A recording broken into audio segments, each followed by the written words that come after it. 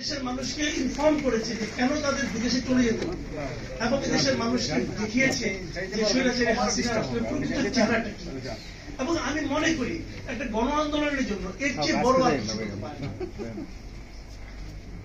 এখন কথা হলো কারা করেছে এগুলো, এই লোকগুলো কারা, ওদের আপনারা সবাই চিনেন, কিন্তু এই লোকগুলো কিন্তু অচেনা কেউ না। এই পিনাকি ভট্টাচার্য, ইলিয়াস হোসেন, কনক সরোয়ার, আমি 2-3টা নাম বললাম, আরো এরকম অনেক নাম কিন্তু আছে। এরা কিন্তু এখন এদের অনেককে হয়তো আমিও ব্যক্তিগতভাবে অতটা পছন্দ করি না, কিন্তু আমার পছন্দ না পছন্দ যায় আসে না। এরা মানুষকে ঐক্যবদ্ধ করতে পেরেছে কিনা দ্যাট ইজ দ্য পয়েন্ট। এবং একটা কমন ইস্যুতে, একটা কমন ব্যাপার থেকে হাসিনাকে সরাতে হবে, এই ইস্যুতে তারা সক্রিয় ছিল কিনা, তারা মানুষের মধ্যে সেই চিন্তাটা জাগ্রত করতে পেরেছিল কিনা, দ্যাট ইজ দ্য পয়েন্ট। তারা পেরেছিল এবং তারাই পেরেছিল। তাদের ভূমিকা আমি মনে করি বিরাট কিছু ছিল। এখন তারা কি ভাবছে, এখনো তাদেরকে আপনারা দেখেন, তারা কি আমাদের বর্তমান সরকারের কর্মকাণ্ড নিয়ে হ্যাপি?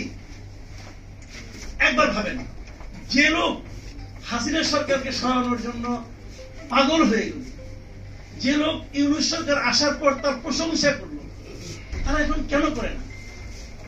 তারা কিছু চেয়েছিল যে ইউনূস সরকার তাদের কিছু টাকা পয়সা দেবে, চেয়েছিল, চাইনি। তারা কেন? তারা কি বিভ্রান্ত?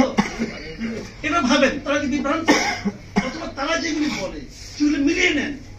তারা কি বলে, আমরা কি দেখি, আপনি কি দেখেন বাজারে যেয়ে, আপনি কি দেখেন রাস্তায় হেঁটে, আপনি কি দেখেন আমাদের উপদেষ্টাদের বক্তব্য শুনে।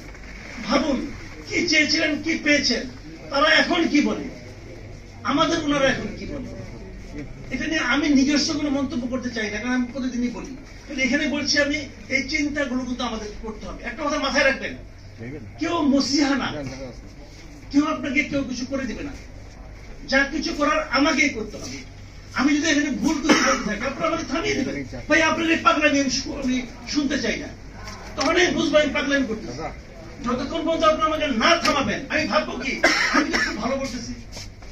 মানুষকে থামাতে হবে, মানুষকে বলতে হবে এনাফ, আপনি যা বলেছিলেন এনাফ হয়েছে, আর বলেন না, কাজটা করে দেখান। সেই কাজটা কি হচ্ছে? কাজটা হচ্ছে না। এই যে আমাদের আশরাফ কাসের বললেন গোলাম মুর্তজাকে ওখানে পাঠানো হয়েছে, সে খুব আমি হ্যাপি দেন, আমি আনহ্যাপি। আমি আনহ্যাপি কেন? আমি গোলাম মুর্তজার মতো একজন সরব সাংবাদিককে বাংলাদেশ থেকে হারাবো। গোলাম মুর্তজার মতো কাউকে তেল দিয়ে চলে না রে ভাই। আমি তাকে দেখেছি, সরকার কোনো সমস্যা করেছে, সেটা প্রতিবাদ করেছে। আগামীতে যেই সরকারে থাকুক, সে কে ABCD যেই থাকুক, সে প্রতিবাদ করতো। সে আমেরিকায় যে প্রতিবাদ করতে পারবে? পারবে না। আর সে সরব আমি দেখতে পারবো? আমি সাংবাদিক গোলাম মুর্তজাকে হারালাম, আমি এটা হারাতে চাই না। এখন যখন একটা পলিটিক্যাল গভর্নমেন্ট আসবে, তখন কি হবে? আবার তার পলিটিক্যাল ওনার অযোগ্যতার কারণে না, কিন্তু নিজের লোকটাকে ওখানে ঢুকানোর জন্য মুর্তজাকে ফিরে আসতে হবে। তখন সবাই বললো আপনি তো ওই দলের ছেলে, আপনি ওই চাকরি করেছেন, ওই সুবিধা নিয়েছেন, এখন আবার বলেন কেন, কথা বলেন কেন? এই যে বিষয়গুলো, এগুলো কিন্তু মাথায় কথা একটাই, পৃথিবীর অন্য সকল প্রাণীর সঙ্গে মানুষের পার্থক্য হলো মানুষ কথা বলতে পারে।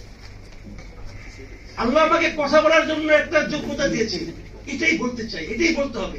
আপনাকেও বলতে হবে, আমাকেও বলতে হবে, সবাইকে বলতে হবে। যখন সবাই কথা বলবেন, তখন দেখবেন একটা ফল আসতেছে। আর যদি সবাই শ্রোতা হয়ে যান, সারা জীবন খালি শুনেই যাবেন, বক্তা নিজের স্বাধীন মতো যা ইচ্ছা তা বলবে, কিছুই দিবে না, বলবে সব দিয়েছি। ভোট দিতে দিবে না, বলবে গণতন্ত্র দিয়েছি, ভাত ও ভোটের লড়াই আমিই করেছি। সে বলবে, আপনাকে শুনতে হবে। এই অবস্থার পরিবর্তন চাই। আমি মনে করি আপনারা সবাই কথা বলেন, এত ক্যামেরা দেখছি, আমার খুব ভালো লাগছে ভাই, এই জন্য বেশি বলে